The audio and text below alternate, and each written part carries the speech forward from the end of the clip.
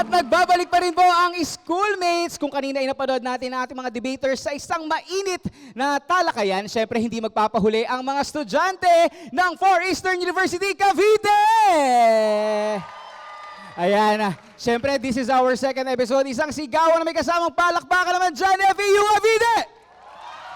Namiss ko yun, di ba? Namiss ko yan. Okay, kung kanina guys, nakita natin at napanood ang ating mga debaters sa ating mga kaklase na makipagdebate, ngayon naman ay kayo ang aming tatanungin. So, sino ang gustong magbigay ng kanilang opinion? Anyone?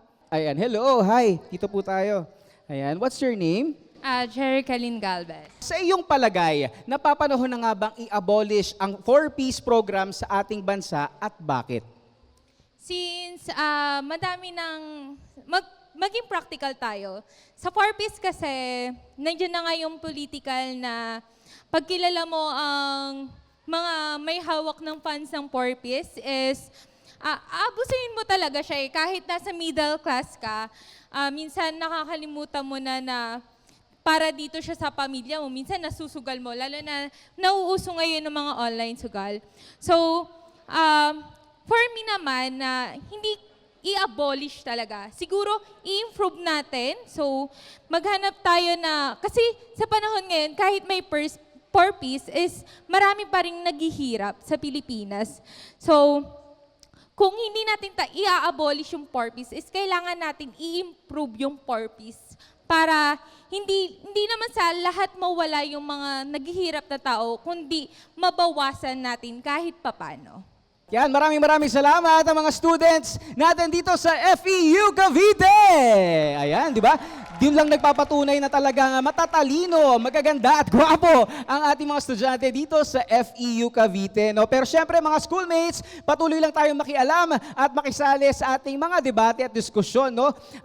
Just follow us on all our social media pages at schoolmates at because marami tayong pwedeng matutunan dyan. At syempre ang mga schoolmates dapat may pakialam. Pero syempre bago tayo magtungo sa ating best speaker announcement, Trish, isang munang paalala para sa ating mga schoolmates na maging matalino po tayo sa ating pagkokomento. Batid naman natin na lahat po tayo ay may kalayaang magbigay ng opinyon base sa ating mga naririnig o napapanood, pero syempre hindi naman po ito ang sapat na dahilan para hamakin o bigyang komento ang pisikal na anyo, ang pananalita at opinyon ng isang individual. Right. So, syempre, think before you click, ika nga, no? Bago mag-comment, tingin mo na sa sarili. Wow! Kailangan Yes, ganon. oo. Bago mam-bash, tingin mo na sa sarili. Yes. Kasi alam mo kung bakit natin ito nasasabi, napakarami nang nanonood ng schoolmates. Correct. Lagi tayong trending sa TikTok, Yes. sa Facebook. Snippets lagi ng Yes, mga debaters oo. ang nakukuha. Oo. So maraming salamat Don JV. No? Sa puntong ito, atin namang maririnig ang last statement. O sana nakapag-huddle na ang mga team members, no? Ng last statement ng ating mga debaters at kung ano nga ba ang pinakamalakas nilang argumento sa kanilang pinaglalaban, kung dapat nga bang i-abolish o hindi. Last statement from JS team, please. We believe that we need to abolish 4-piece kasi una-una sa lahat, let's define what's poverty. Poverty is not just about lack of money. It's about lack of economic growth. And yung pinoprovide ng ating government sa 4-piece is to support lang naman through cash assistance. However, yung talagang nangyayaring progress is mahirap makita na talagang mabilis yung intermediate progress nito. And sinabi kanina yung about sa bridge na kung bakit kailangan nating alisin totally yung bridge. Well, basically, we can build a new one kung saan lahat makakadaan at hindi lang hindi lang piling beneficiaries. Kung saan, pati yung mga taxpayers na may karapatan din naman sa pondo natin is mabigyan natin ng karapatan na magamit yon sa tama. At hindi lang ito attack sa mga mahihirap, kundi ito isang call out na rin sa ating government na kailangan ginagamit natin yung pondo natin sa tamang paraan, hindi sa mga pamandaliang or band-aid solution lang. It's about teaching a man how to fish. Maraming salamat, Jaya. That's a really strong statement. Okay. Ano naman ang masasabi ng kampo ni na Fiona? Dale? To conclude, they always say that they should abolish it, but you really shouldn't, because the Pantawid Pamilyang program is a bridge that will act as the guide for the Filipino individuals. And if you cut off that bridge, what will happen to those that are on it and on their way to self-sustainability? And also, we also need to be mindful that if we cut off that bridge, as previously mentioned, you can just build a new one, build a new law. What will happen if that gets corrupted?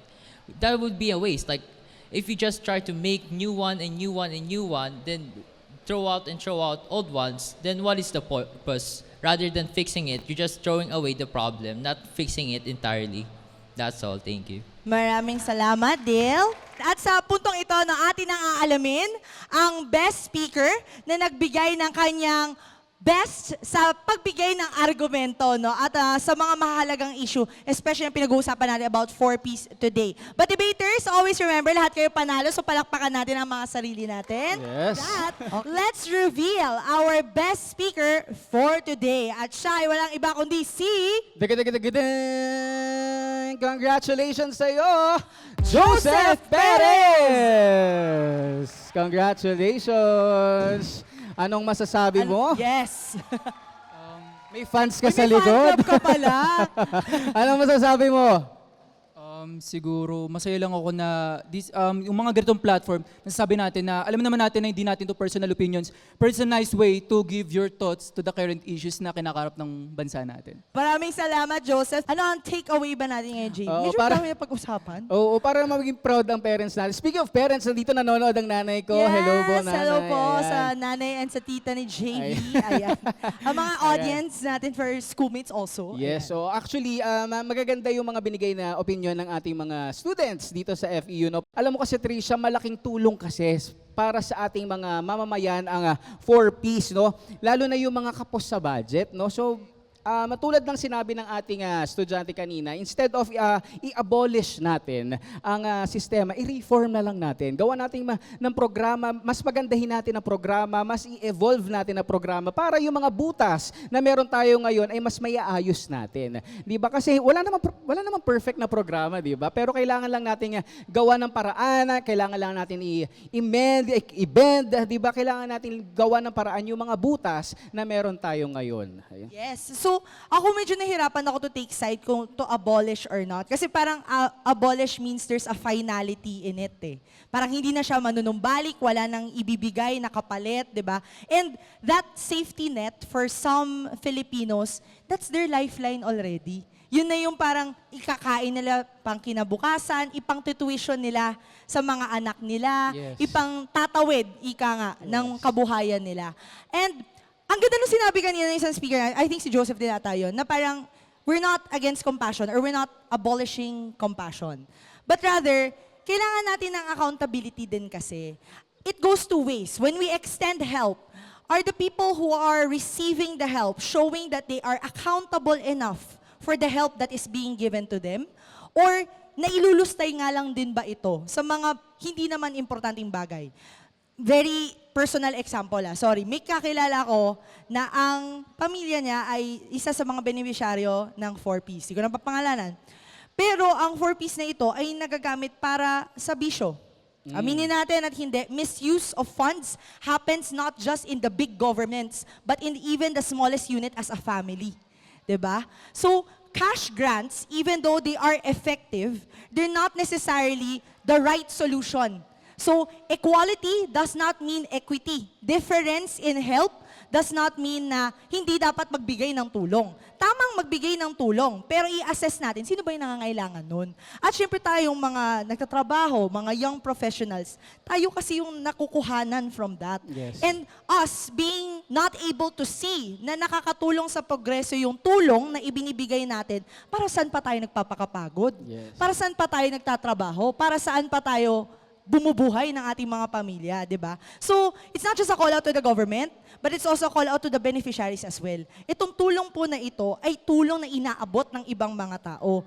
At sa gobyerno, wag naman yung kakilala mo, kapamilya mo ang nakikinabang dyan. Meron dyan na mas kinakailangan yung tulong na yun. At sana sila yung mas bigyan natin ng atensyon. So the call out or call to action is, let's have stricter qualifications. Sino dapat ang nakikinabang nito? And let's limit the help and teach them how to stand on their own 2 feet. So yun na naman yung akin. Marami na naman akong feels Yes, sa oo. episode na ito. At So bukod, sana alam mo, nag-enjoy. tama lahat ng sinabi mo, pero bukod dyan, sa mga nasabi mo, ang pinaka-importante talaga, na baguhin talaga, ay yung mga corrupt officials. Correct. Simulan natin dyan. Kaya Diyan sa natin susunod na simulan. eleksyon, bumoto ng Oo, tama. kasi nasasaktan Diba? tayo bigyan ng mga mahihirap, pero Correct. grabe naman yung pagnanakaw po. Correct. Ano po? Oo.